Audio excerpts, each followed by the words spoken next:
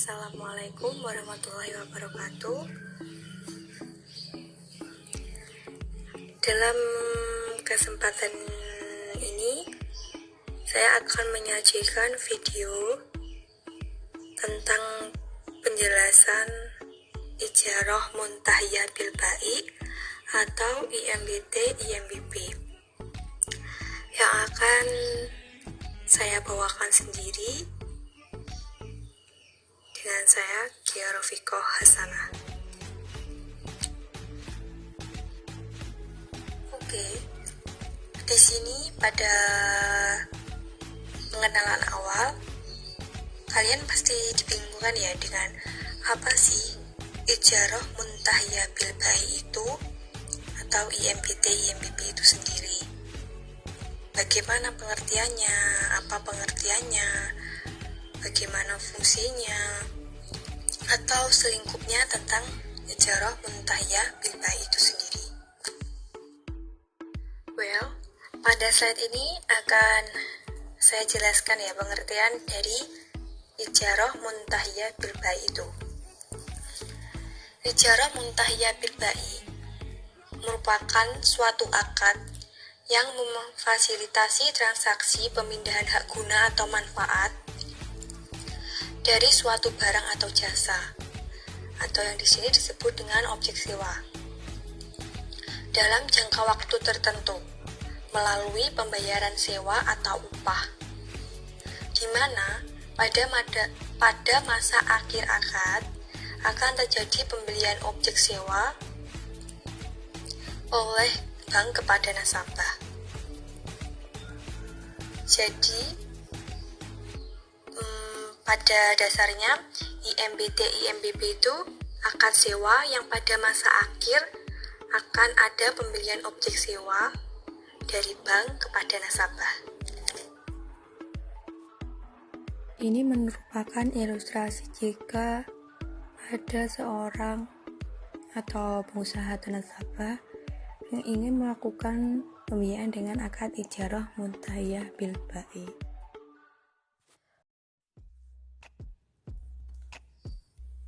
Setelah kalian mengenal apa pengertian dari Ijarah Muntahiyah bil Ba'i, pasti di pikiran kalian akan terlintas bagaimana bentuk skema dari Ijarah Muntahiyah bil Ba'i itu sendiri.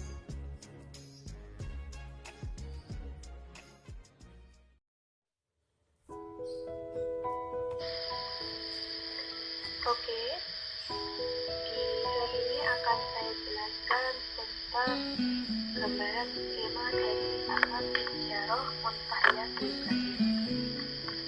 Sebelumnya, ada 3 subjek utama yang penting ya di akad Ijarah Muntahiyah bil Ba'i ini dan harus ada. Yang pertama yaitu nasabah sewa, yang kedua bank syariah, di sini sebagai pihak yang menyewakan, dan yang ketiga adalah supplier atau pemasok. Untuk selanjutnya yaitu gambaran skema dari akad Ijarah Muntahiyah bil Ba'i ini sendiri. Pertama, dari seorang nasabah seorang pengusaha atau pemilik usaha. Di sini nasabah akan pergi ke bank syariah untuk mengadakan akad IMBT/IMBB. Biasanya di sini nasabah dalam keadaan sedang membutuhkan suatu barang atau jasa untuk menambah produktivitas usahanya. Pertama yang dilakukan nasabah yaitu memberikan spesifikasi barang kepada perbankan syariah, bagaimana objek sewa yang diinginkannya. Setelah perbankan syariah atau bank syariah menerima spesifikasi barang, bank syariah akan menghubungi supplier untuk melakukan alur yang kedua sama halnya dengan alur yang pertama, memberikan spesifikasi barang. Untuk alur ketiga setelah itu, setelah supplier mengiyakan untuk menyediakan objek sewanya, bank syariah akan membayar tunai supplier.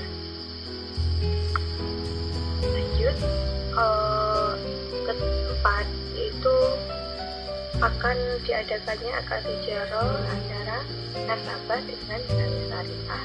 Biasanya di atas ini ada kesepakatan withdraw, angsuran sewanya berapa, dan opsi beli dari sewanya. Oke, lanjut ke opsi alur ke-6.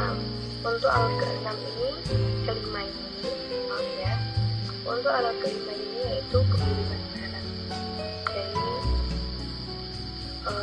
supplier ke nasabah atau bank ke nasabah.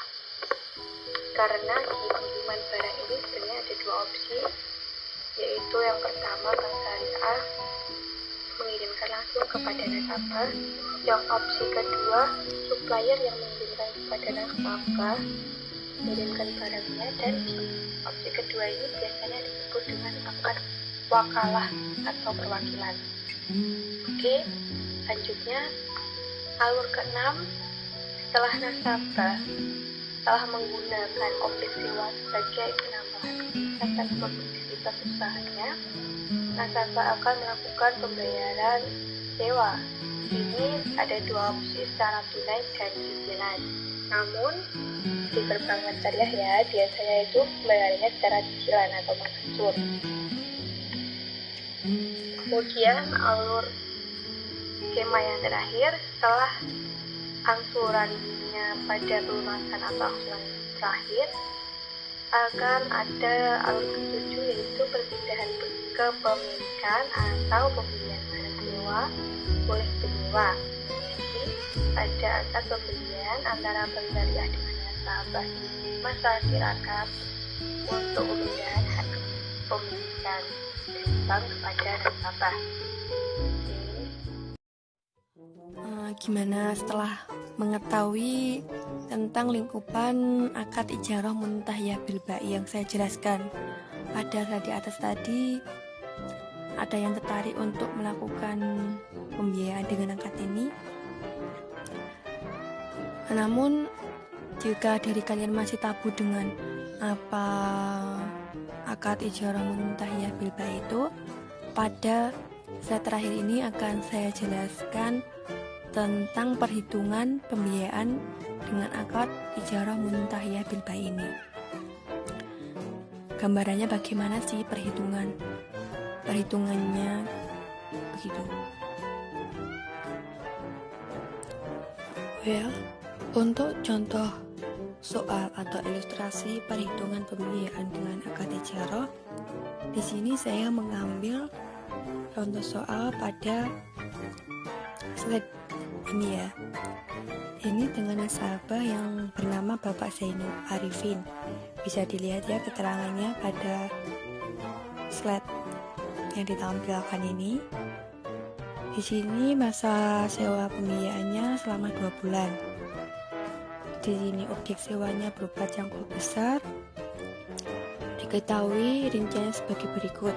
Harga beli cangkul antara bank syariah dengan supplier harganya Rp200.000. Harga sewa barang Rp50.000, ujrohnya Rp16.000, itu adalah harga totalnya. Dan harga opsi belinya diketahui sebesar Rp150.000. Pada saat ini akan saya jelaskan tentang perhitungan dari ilustrasi di slide sebelumnya ya. Tadi kan dijelaskan bahwa jenis fasilitasnya berupa cangkul besar atau objek sewanya. Masa angsurannya selama 2 bulan. 2 bulan itu 56 hari. Dan di sini nasabah menghendaki untuk membayar angsuran 2 minggu sekali, jadi diperoleh 14 hari. 56 dibagi dengan 14, 4 kali angsuran. Untuk angsuran sewanya tadi total 50.000 dibagi dengan 4, jadi 12.500. Ujroh sewanya 16.000, totalnya dibagi dengan 4, hasilnya diperoleh Rp4.000. Sehingga total angsuran nasabah itu sebesar 16.500. Untuk harga opsi belinya sebesar 150.000. Nah, pada harga opsi beli ini dapat dilakukan secara tunai maupun angsuran.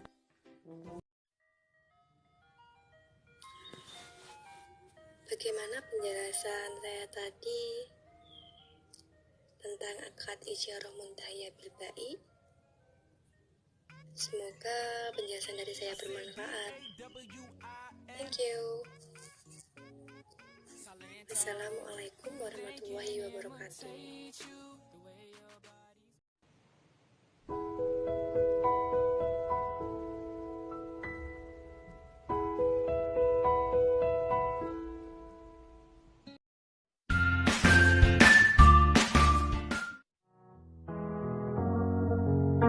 Here's to the ones that we got.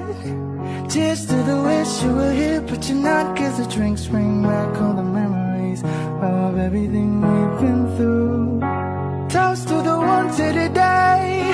Toast to the ones that we lost on the way. 'Cause the drinks bring back all the memories. Assalamualaikum teman-teman. Jadi kita sekarang sudah ada di rumah nasabah kita untuk pembiayaan ijarah. Jadi jangan lupa untuk ikutin kita ya. Like, subscribe, dan komen.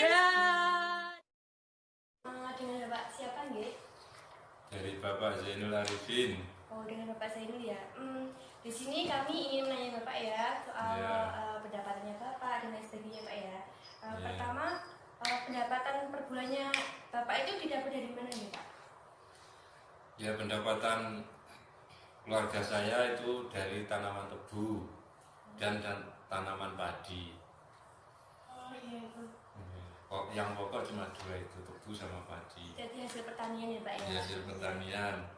Biasanya sekitar berapa ya Pak Pendapatan penjualannya aja. Pendapatan ini gini, kan kalau tebu itu kita hitung per hektar. 1 hektar itu sewa lahannya 15.400.000.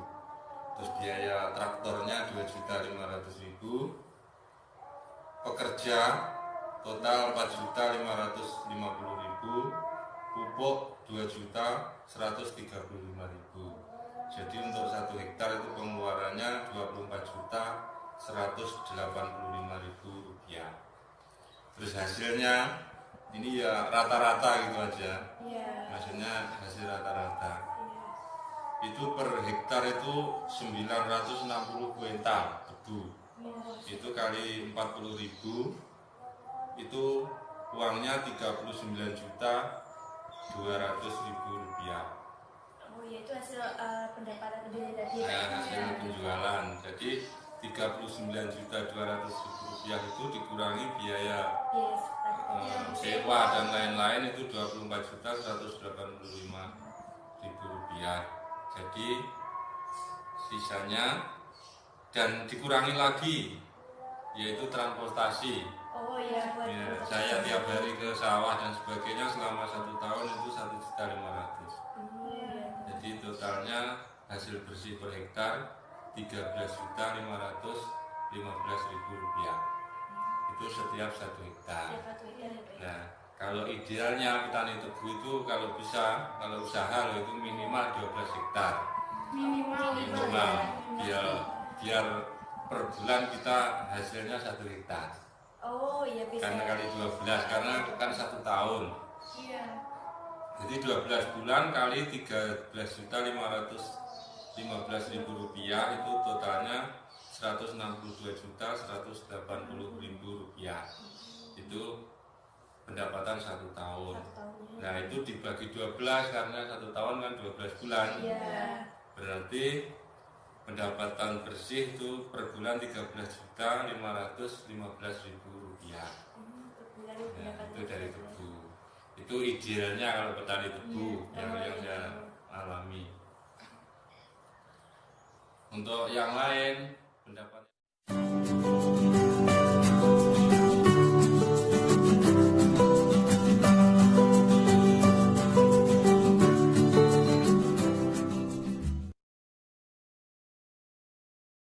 Assalamualaikum.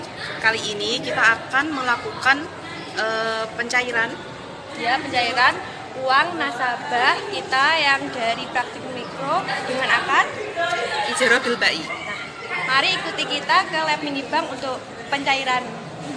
Selanjutnya kuy. Ini udah di ACC sama lab yang ini sama Bu Yulia. Jadi tinggal pengajuan aja. Sekarang mau dikasih nomor WA-nya dari kelompok kita, terus besok kita ambil pencairan uangnya.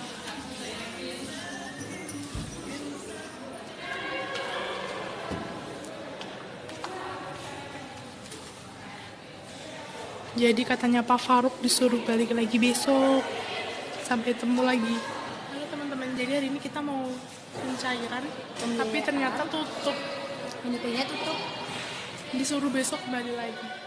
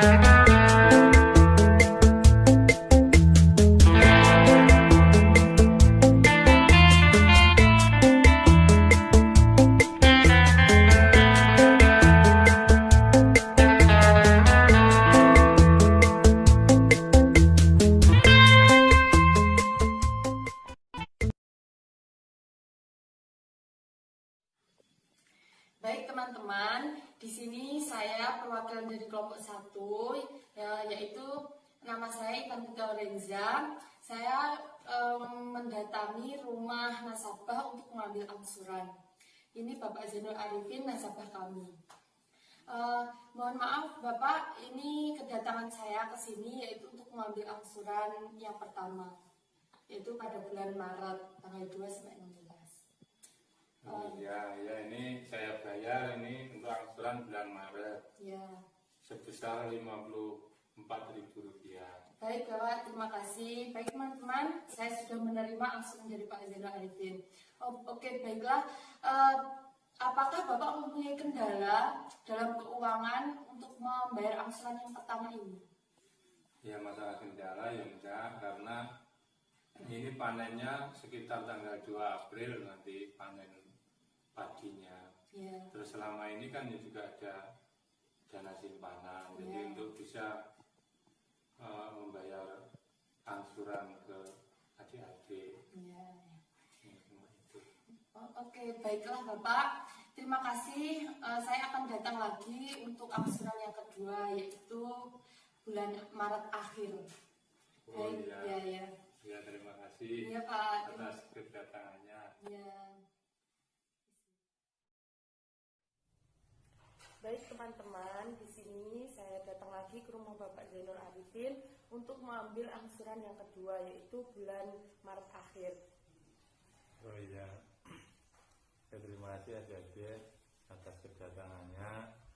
Ini di akhir bulan Maret ini untuk angsuran mau saya bayar. Baik, iya Pak. Ini saya sudah menerima angsuran dari Bapak Zainul Arifin. Terus apakah di bulan Maret akhir ini sudah ada yang panen dari? Oh iya, akhir bulan Maret ini sudah panen yaitu padi. Baru saja panen padi. Ya. Terus apakah kan ini ada pandemi corona? Apakah ada kendala? Apakah ada pengaruh terhadap penjualan Bapak? Ya, malah dengan adanya corona ini untuk penjualan bahan pokok itu malah mudah. Dalam arti dari semua daerah-daerah kan sangat membutuhkan, jadi untuk penjualannya sangat lancar. Baik, berarti tidak ada kendala untuk mengangsur pada akhir bulan ini? Ya tidak. Baik Pak, terima kasih Pak, saya akan kembali lagi pada angsuran ketiga. Oh iya, terima kasih. Iya Pak.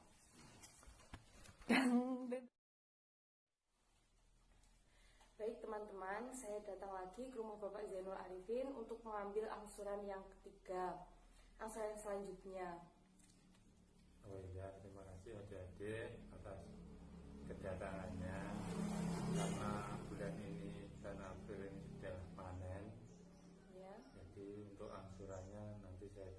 sekalian angsuran ketiga dan keempat. Baik. Jadi biar lunas, saya nggak ada tanggungan sama adik-adik. Baik. Oke.